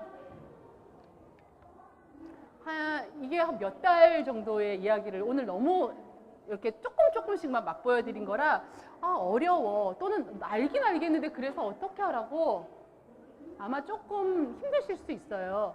어렵고 힘든 그 과정에 오셨다면 지금 마음이 혼란스럽고 힘들고 어렵다는 과정에 오셨다면 잘 오신 거예요. 왜? 쓰지 않는 마음과 듣지 않은 얘기와 쓰지 않은 뇌를 쓴다는 거는 익숙하지 않아서 어려워요. 그래서 패러다임을 확장하고 여기까지 그럼 다 이해가 되신 걸로 알게요. 이해가 되신 걸로 알겠습니다. 내 삶을 통째로 볼 수 있는 이 패러다임을 확장시키기 위해서는 이제 어떻게 해야 되는데 자기계발서를 읽거나 저는 사실 개인적으로 강의를 하는 분들한테 육아서를 읽지 못하게 해요. 예, 육아서를 읽지 마시고 자기계발서도 참 잘 골라서 읽으세요 라고 얘기를 하는 이유는 그들이 만들어주는 비법은 세상엔 없어요. 아이 잘 키우는 방법 없어요. 부모가 잘 사는 게 잘 키우는 거예요. 자, 어르신들 와 계신데요. 방법이 있던가요? 김치 잘 담그는 방법 가르쳐다 제가 시어머니한테 김치 어떻게 하면 맛있어요? 그냥 요렇게 적당히 하면 된대요. 얼마나 어려워요 그게. 결국에 이 얘기는 내 삶의 경험이 곧 보여지는 교육인 거예요. 그렇기 때문에 내가 이 사람하고 지금 싸워야 돼 하면 싸우는 거예요. 그게 교육이에요. 아들아 힘들 때는 참는 게 아니라 싸우는 거야. 아들아 지금은 네가 참는 거야. 이거를 그냥 보여주는 거예요. 그래서 육아서에 나오고 자기계발서에 나오는 방법은 그 사람의 방법이니까 정보로만 알 것. 그걸 나한테 대입했을 때 나랑 달라요. 내가 살아온 체계하고 달라요. 내 가족 체계와 완전히 다르고 내가 키워진 내가 어떻게 키워졌는지에 따라 다르기 때문에 그냥 정보일 뿐. 중요한 거는 삶의 원리를 알고 그걸 내가 취할 것이냐 말 것이냐를 생각하는 내 눈이죠. 아이한테 3시간에 한 번씩 우유를 주라고 육아서에 있다면 우리 아이가 만약 그걸 거부해 못 먹어. 제 아이는 굉장히 아팠기 때문에 3시간에 한 번씩 못 먹었어요. 그럼 나는 잘못되게 아이를 키우는 거잖아. 자, 상황 논리는 내가 어떤 상황에 처했을 때 필요한 논리고 제가 지금 말씀드리는 원리는 논리가 아니라 있어야만 하는 원리예요. 자, 그렇다면 삶을 통째로 가져가는 이 원리를 알기 위한 실천, how to, 어떻게 하면 되느냐? 자기계발서에는 어떻게 하라는 게 없어요. 잘 소통하라. 자기계발서 읽으면 모르는 말이 있던가요? 다 아는 말이에요. 근데 읽고 나면 어때요? 그래서 어떻게 하라고? 잘 소통하라. 잘 소통이 뭔데? 잘 소통하는 게 뭔데? 좋은 말만 하는 게 소통이 아니잖아요. 자, 삶을 통째로 알고 이 원리를 알기 위해서 how to, 어떻게 가장 실천하기 쉬운 거 하나만 알려드릴게요. 안 쓰는 뇌를 써야 되고요. 안 쓰는 뇌를 써야 되고 안 하던 짓을 해야 되는 이 방법은 자, 이거를 우리는 경로 확장이라 그러거든요. 자, 경로 확장, 경험을 확장시키는 거예요. 내 뇌에 대한 어떤 시냅스를 계속 확장시키는 거예요. 아까 얘기했던 내가 늘 참는 역할이었다면 이제 안 참는 거. 내가 늘 닥달해야 되는 역할이었다면 닥달 안 하는 거. 내가 늘 사랑으로만 되어 있다면 사랑 안 하는 거. 자, 이렇게 그 이면에 있는 칼 융은 이 단어를 그림자라는 단어를 썼어요. 자, 배제된 그림자라고 그랬는데 그 이면에 있는 것을 하는 거예요. 남편한테 매일 저녁을 차려줬다면 안 차려줘도 돼요. 왜? 안 하던 짓을 함으로써 더 큰 걸 얻을 수 있어요. 늘 사랑해 사랑해 말을 하는 사람은 늘 말을 하고 듣는 사람은 늘 들으니까 나중에 어떻게 돼요? 나는 늘 이렇게 얘기했는데 자기는 왜 얘기 안 해줘? 자, 얘기를 했는데 본인이 뭔가 계속 자기가 얘기했으면 자기가 기대가 생기잖아. 그리고 그게 결국에는 사랑해만 했는데 싸움이 되잖아요. 나는 늘 너한테 표현을 했는데 너는 나한테 표현 안 하고 그게 내가 너무 섭섭해서 감정적으로 너한테 의지할 수가 없으니까 헤어져. 관계를 잘하고자 했던 내 행위가 한쪽으로 치우쳐 있음으로 인해서 결국에 관계를 악화시킨다고요. 그런데 본인은 내 합리화만 해. 나는 계속 너한테 표현했다고. 아이도요. 오냐 해서 키운 아이가 불효하죠. 너무너무 대치동에서 학원 잘 보내고 이랬던 아이가 자살하죠. TV에 요즘에 너무 많이 나와서 제가 이제 제 말에 힘이 저절로 TV가 막 도와주는 것 같아요. 너무너무 막 돈 들여서 잘 키운 아이들이 왕따 시키죠. 성적 진짜 요즘엔 다 좋은 아이들이 여관에 여자 하나 가둬놓고 이렇게 학대하고 이런 것도 그때 얼마 전에 TV에 나오더라고요. 너무 모범생이야 걔는. 이거 뭐냐고요. 여태까지 그림자를 외면했던 거예요. 그 아이가 갖고 있는 그림자. 엄마가 가지고 있는 그림자를 외면했던 거예요. 그 아이한테 엄마한테 잘 보이는 아이로만 키운 거예요. 이해가 되시나요? 엄마한테 자식이 못 보여도 돼. 이게 없었던 거예요. 엄마 또한 잘해준다라는 개념만 있었지 못해준다라는 개념이 없었던 거예요. 부모가. 내가 먹여주고 입혀주고 재워주고 남부럽지 않게 교육시켜주는 게 잘하는 부모다라는 한쪽만 갖고 계셨던 거예요. 아니에요. 내가 가끔은 밥도 안 차려주고 가끔은 훈육도 시키고 가끔은 스스로 하게 엄마가 외면도 해주고 이래야지만 긍정인데 한쪽만 있었던 거야. 치우쳐 있으면 뭐가 온다고요? 계산서가 날라와서 걔가 그 짓을 하는 거예요. 근데 그거를 또 누구 탓을 해요? 우리 자식은 그럴 리 없다. 다 남 탓하잖아요. 결국에 삶은 그림자를 외면하면은 계산서가 반드시 날라오기 때문에 삶을 통째로 봤을 때 이 밑에 있는 이 그림자를 보셔야 돼요. 이 그림자를 보는 방법이 경로 확장이고 경로 확장은 안 하던 짓을 하는 거예요. 자, 사랑해라는 말을 한쪽에서만 계속하게 돼요. 항상.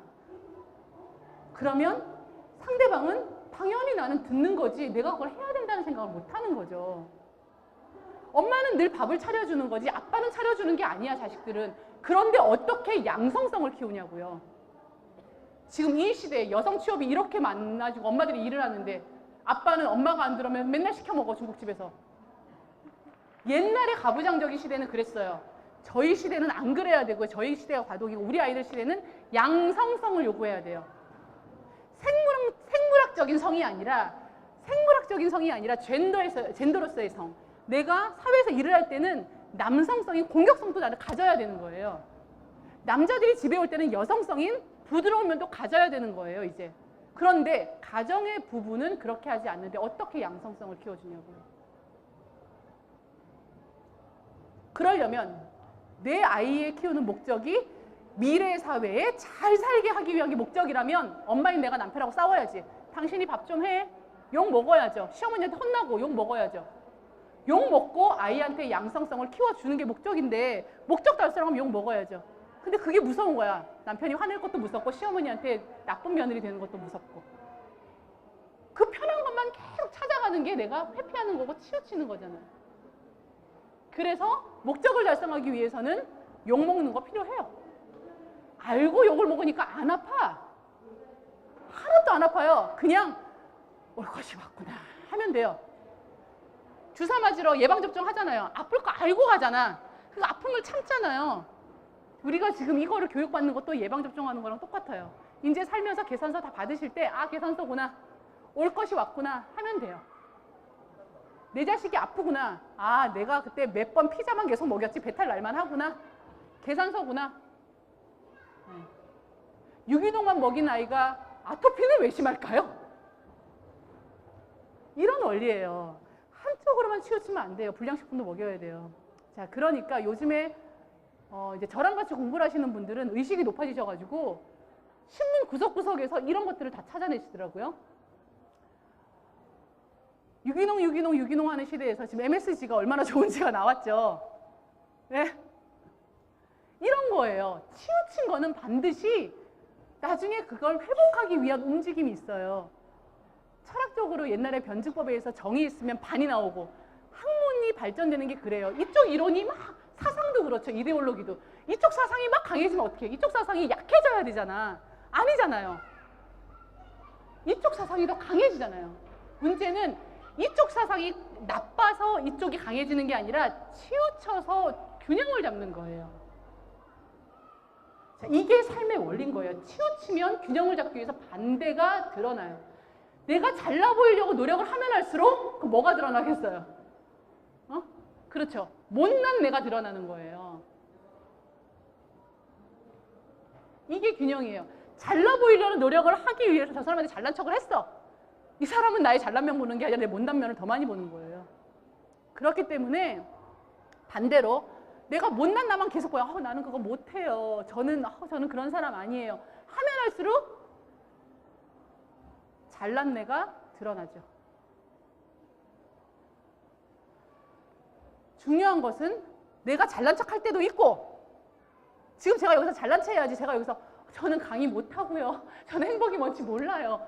안 되잖아요. 나는 다 아는 사람인 걸로 얘기를 해야 되잖아요.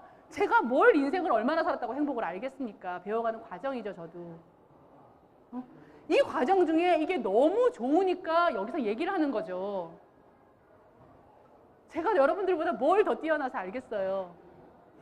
중요한 것은 내가 내 삶을 그냥 보여주는 실천 원리에 이 균형이라는 것은 삶 전체를 통으로 볼 수 있는, 태어나서 죽는 이 과정이 맞물려 있는, 못난 나와 잘난 내가 맞물려 있는, 긍정과 부정이 맞물려 있는, 착함과 못남이 맞물려 있는, 좋은 것과 나쁜 것이 맞물려 있고 선과 악이 맞물려 있는 이 맞물림 균형의 원리를 가지고 살고 있다. 이게 참 좋더라. 당신들도 이런 삶을 살아보십시오. 라는 것을 말씀드리는 겁니다. 이게 원리입니다. 선이 있으면 뭐가 있어요? 악이 있고, 세상은 선을 위해서 그렇게 노력하는데 왜 자꾸 악은 더 커져요? 세상은 힐링을 해서 사람들을 자꾸 안정시키려고 그러는데 왜 자살률이 자꾸 높아지고? 자, 이것은 힐링이 나쁘다가 아니라 치우쳤기 때문에 반대가 또 나타난다는 거예요. 그러니까 힐링을 할 때는 하되 내가 부정을 인정하고 극복해야 될 땐 극복해야 된다는 거죠. 그래서 상담을 받으러 가시는 게, 그러니까 치료 상담을 받으러 가시는 게 굉장히 위험할 수 있어요. 내가 그쪽에만 자꾸 힐링만 받으러 가요. 내 현실은 자꾸 외면하고 여기 가면 행복하잖아. 마음이 위로를 받으니까. 대부분 이렇게 얘기하시잖아요. 얼마나 힘드셨겠어요. 그래, 네 과거는 네가 그렇게 태어나서 그런 삶을 살았기 때문에 그럴 수밖에 없어. 그게 너한테 최선이었겠지. 지금 이 문제를 자꾸 외면하게 만드는 상담은 받으러 가시면 안 돼요. 이 상담이 끊기는 순간 이 사람 자살해요. 의지할 데가 없어서. 그거를 빨리 끊어주고 네 현실을 보게 만드는 게 삶의 균형을 잡는 거예요. 사람들이 뚜껑을 열어보면요, 다 삶은 비슷비슷하더라고요. 어려운 거 50%, 좋은 거 50% 갖고 살아요. 근데 그래야지만 균형이 잡히지, 좋은 게 너무 많아. 우리가 봤을 때 야, 저 사람은 진짜 저렇게 인류 스타에 어쩌고저쩌고. 근데 왜 자살하고? 왜 대통령도 자살하고? 뭐가 없었기 때문에, 치우쳤기 때문에. 또 진정한 행복이 뭔지 모르기 때문에. 진정한 행복은 삶을 어디선가 그 행복에 대한 어떤 정의를 내릴 때 자동차가 뭐 몇 cc 이상이고 소득이 월 소득이 이렇게 정의를 내렸더라고요. 그 정의를 무시하는 게 아니라 그 조건을 가졌음에도 행복하지 않은 사람이 많다라는 거잖아요. 그 조건을 가졌음에도 왜 40대의 자살률이 높을까요? 인생 다 살았는데 왜 자꾸 노인들이 자살을 할까요? 그만큼 어려운 거예요. 그거는 내가 부정적인 걸 견디는 힘이 없는 거예요. 왜? 견뎌보지 않아서. 그리고 이건 자꾸 나쁜 거라고 생각하니까. 부정적인 것도 내 삶이다. 이건 내가 받는 계산서다. 인정하는 순간 극복할 수 있는 힘이 생기는데. 그래서 아이도 넘어지면 일으켜 세우지 말라는 이유가 그거예요. 넘어져 본 애가 안 넘어져. 맞아본 놈이 남 안 때려요. 무균실에서 아주 유리관 속에서 키운 애들이 가서 왕따 시키죠. 왕따를 당하거나. 그래서 제가 예전에 쓴 어디서 글을 써준 글에 왕따에 대한 글이었는데 왕따를 시키는 놈이나 당하는 놈이나 저는 똑같다고 생각해요. 근데 왕따를 시키는 사람은 나쁘고 당하는 사람은 불쌍해? 아니에요. 저는 같은 맥락으로 봐요. 도덕적으로 누가 나쁘다, 좋다를 따지는 게 아니라 그들이 갖고 있는 심리적인 마음은 똑같다는 거예요. 둘 다 회피하는 거예요. 맞으면서 회피하고 때리면서 회피하고. 중요한 거는 거기서 정말 가해자가 있다면 방관자예요. 정말 가해자가 있다면 그거를 외면하는 방관자들이 다 가해자예요. 제가 그렇게 글을 써줬는데 욕은 좀 먹었죠. 괜찮다고요. 욕 먹는 게 뭐 어때서 괜찮다고요. 제가 저기 앞에 부모에 대한 10가지 정의를 내리라고 할 때도 미래에 대한 예측 기준치라는 것과 닮고 싶은 또는 닮기 싫은 존재라고 부모에 대한 정의를 내렸어요. 뭘 택하실래요? 우리 부모가 또는 내 남편이 우리 아이의 아빠잖아요. 이 사람이 힘든 거를 겪어나가는 과정을 보여줌으로써 내 자식은 힘든 걸 겪어나갈 수 있지 늘 해피한 아빠면 내 자식은 그걸 못 가져요. 부부가 싸움도 보여줘야 돼요. 제가 말씀드리는 싸움이라는 건 치고받고 하는 게 아니라 언쟁. 이런 사람 있고 이런 사람 있어. 엄마라는 사람은 이렇고 아빠라는 사람은 있어. 이 사람은 사회에서 김윤희, 김수영이야. 이 사람들은 이런 생각을 가지고 이렇게 싸우는 거야. 그러면 사회는 아이들은 이 둘을 가지고 여러 사람들을 상상하죠. 아, 그럼 나도 사회에 나가면 이런 류의 사람을 만나서 이렇게 싸울 수 있어. 그리고 그건 이렇게 극복해 나가는 거야. 아는 거죠. 단 화해하는 것도 보여줘야죠. 내가 그때는 그렇게 해서 좀 당신이 좀 속상했지. 근데 내가 그거는 이런 생각이야. 그래야 아이가 화해를 할 수 있죠. 싸우는 것만 보여주고 화해하는 거 안 보여주면 그것도 치우친 거잖아요. 제가 균형 원리를 말씀드리는데 알겠죠? 싸우는 것만 보여주는 것도 치우침이라고요. 화해를 보여줘야 균형이라고요. 자, 엄마 아빠의 행복한 스킨십을 보여주면서 싸우는 것도 보여줘야 균형이라고요. 엄마가 아무리 예쁜 인류 영화배우도요. 잘 때는 침 흘리지 않을까요? 그죠? 그 사람이 잘 때도 화장 곱게 하고 자면 그 사람 치우쳐서 병나지 않겠어요? 그런 거예요. 삶은 두 가지가 다 우리가 이분법으로 사고한다면 이 양극이 다 존재하는 게 행복이에요. 이게 양극론이에요. 그래서 우리나라의 태극기의 태극사상도 두 가지가 다 존재해야 전체다 라고 나오죠. 제가 정확히 기억은 안 나는데 아주 그 세계적인 철학자가 집 앞에 우리나라의 태극 문양을 이렇게 해놨대요. 이게 삶이다. 그래서 제가 기억이 안 나요. 그때 프린트에서 누구를 옛날에 강의할 때 한번 제가 거기서 보고 그 강의를 했던 건데 이만큼 중요한 거예요. 그래서 동양이 있어야 서양이 있고 동양 철학과 서양 철학이 접목이 돼야 되고요. 우리나라가 아이들을 키우는 데 있어서도 한쪽으로 너무 많이 치우쳤어요. 교육. 치우치니까 반대급부로 자살 나오는 거예요. 이제 그걸 맞추려고 하잖아요. 창의 교육이다, 뭐다 막 맞추려고 하죠. 그게 맞춰지면 또 다른 게 나와요. 왜? 한쪽으로 또 치우치니까. 그래서 여러분들은 삶을 통째로 볼 수 있는 이 끝은 내가 죽는 그 순간까지. 자식 삶, 남편 삶 생각하지 마시고 내 삶을 보세요. 그러면 자연적으로 에너지에 의해서 상대방은 변화돼요. 내가 변화시키려고 하는 순간 뭐가 들어가 있어요? 내가 너 좀 변화시킬게. 야, 너 나한테 좀 배워봐. 이거 뭐예요? 이 사람을 밟아버리는 거죠. 너 나보다 무식한 사람이니까 나한테 배워야 되라고 밟는 거죠. 그거 필요 없다고요. 내가 그냥 하고 있으면요, 와요. 제가 이 컨퍼런스에 자문을 하게 된 것도 그냥 이렇게 늘 교육을 하고 있었어요. 자문을 해달라, 강의를 해달라. 오케이, 와요. 에너지가 같은 사람들은 온다고요. 그래서 결혼도요, 옛날에는 얼굴도 모르는 사람 짝지어서 했지만 요즘에는 이 사람을 어떻게 이렇게 인연이 돼서 만났을까? 내가 만나는 인연들은 내 삶의 흐름 속에 있는 거예요. 억지로 결혼하려고 안 돼. 억지로 애 낳으려고 해도 안 돼요. 왜 불임이 그렇게 많은데요? 내 자식을 억지로 공부시킨다고 돼요? 안 돼요. 걔가 치우쳤기 때문에 공부를 안 하는 거야. 노는 게 너무 재밌거나 뭐 어쨌든 한쪽으로 치우쳐 있으니까. 그래서 저는 저희 아이도 이 공부를 시킵니다. 저는 수학, 영어 학원에 안 보내요. 근데 이 공부를 시켜요. 왜? 자기 삶의 균형을 잡아야 아 내가 지금 공부를 해야 될 때, 내가 지금 놀아야 될 때 균형을 맞추죠. 그런 놈은 공부를 하겠죠. 그래서 다음 주에 캠프에 들어가거든요. 이 공부를 시킵니다. 왜? 부모인 내가 이 원리를 가지고 살아가는 게 내 삶의 유형에서 택했잖아요. 내가 하는 걸 보니까 우리 딸이 너무 재밌대요. 제가 이 얘기를 해줬어요. 가로, 세로. 너무 신기하지 않니? 네 몸은 그렇게 만들어졌는데 네가 잘 못 쓰면 네 몸이 고장이 나. 엄마는 그거 어디서 배워? 엄마도 선생님한테 배우지. 자연적으로 와요. 그럼 너도 배울래? 나도 배우고 싶어. 그렇게 되는 거예요. 제가 배우니까. 또 저한테 배우는 사람들이 내 자식도 할래요.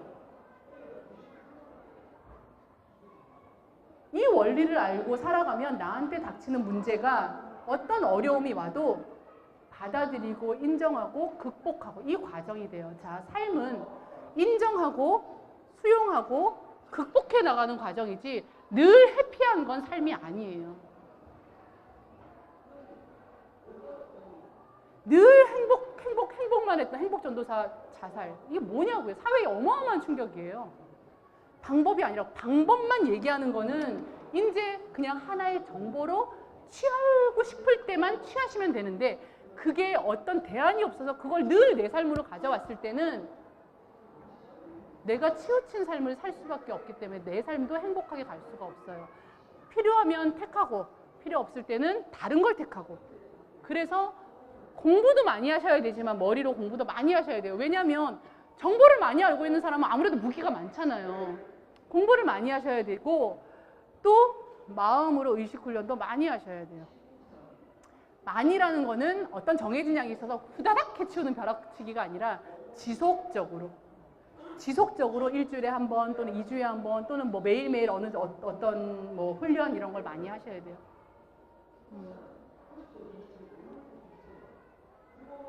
혹시 살면서 아 이건 뭐냐 그러면 이렇게 혹시 질문하실 분 계신가요? 시간이 얼추 다 돼가는 관계로 질문을 받고 끝내도록 하겠습니다. 너무 원론적인 이야기만 드렸죠. 어려우실 수도 있고 쉬우실 수도 있어요. 근데 제가 당부드리고 싶은 말씀은 지속적인 공부를 하셨으면 좋겠다라는 거예요.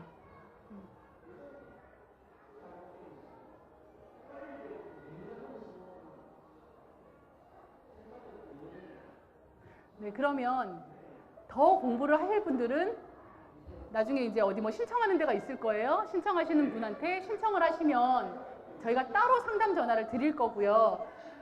저는 또 12시부터 타운 미팅을 강의를 또 가야 돼요. 그리고 제 강의는 3일 내도록 지금 진행이 되니까 참여하실 수 있는 분은 참여하시고 남는 시간 동안은 여기서 자유롭게 그냥 이야기를 하는 시간으로 갖겠습니다. 따로 질문이 없으시니까 예, 감사합니다. 네.